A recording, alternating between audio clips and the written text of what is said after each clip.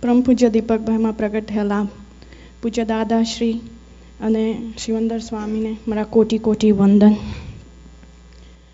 અનુભવ કહેવાનું એટલે કે અનુભવ એટલે શું, પહેલાં તો એ શબ્દનો અર્થ હવે ખબર પડે છે કે અનુભવ એટલે શું. કારણ કે રોજે રોજનું જે રૂટીન હોય ને રોજે રોજ જે રીતે આપણે ચાલતા હોઈએ અને એના કરતાં કંઈક જુદું હોઈ શકે, પહેલાં એ તો કંઈક જાણકારી મળવી જોઈએ તો કંઈ અનુભવ થાય ને.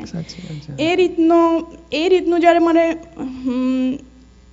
અને એ પણ અત્યારે એ સંજોગો થયા અને વ્યવસ્થિત કાર્ય કરી આપ્યું ત્યારે આ અનુભવનો અર્થ અત્યારે ખબર પડે છે.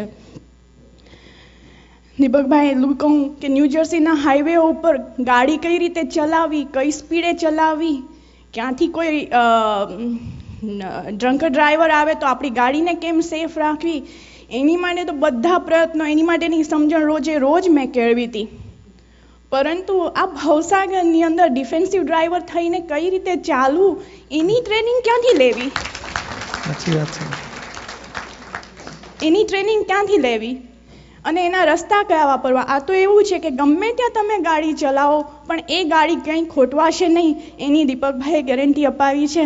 અને એ શ્રી સમંદર સ્વામીના ચરણોમાં મસ્તક ધરી દો તો એ ક્યાં જ ગાડી ઠોકવાશે નહીં. એની ખરેખર અનુભવ આ જ્ઞાન વિધિની અંદર થયો છે. કારણ કે નાનપણથી જ્યારે સોમયા સ્કૂલના પ્રાંગણમાં જ્યારે કાર્યક્રમો હતા ત્યારે વ્યવસ્થિત ખબર નહીં કાર્ય નહીં થયું હોય, સંજોગો નહીં આવ્યા હોય, પણ પુસ્તકો વાંચ્યા હતા. પણ આ જે જ્ઞાન વિધિની જે અસર છે એ કંઈક જુદું જ છે. અને એ જે ભાઈ હમણાં પ્રશ્ન કરતા હતા ત્યારે મારા તરફથી મારો અનુભવ એ કહું કે પ્રત્યેક જણે જો જ્ઞાન વિધિ લેવાય ને એ જો જ્ઞાન મળે ગુરુ પાસેથી તો જ એ વસ્તુનો અનુભવ, એ હું શુદ્ધ આત્મા છું એટલે એ કંઈક હું છું એનાથી કંઈક જુદું છે.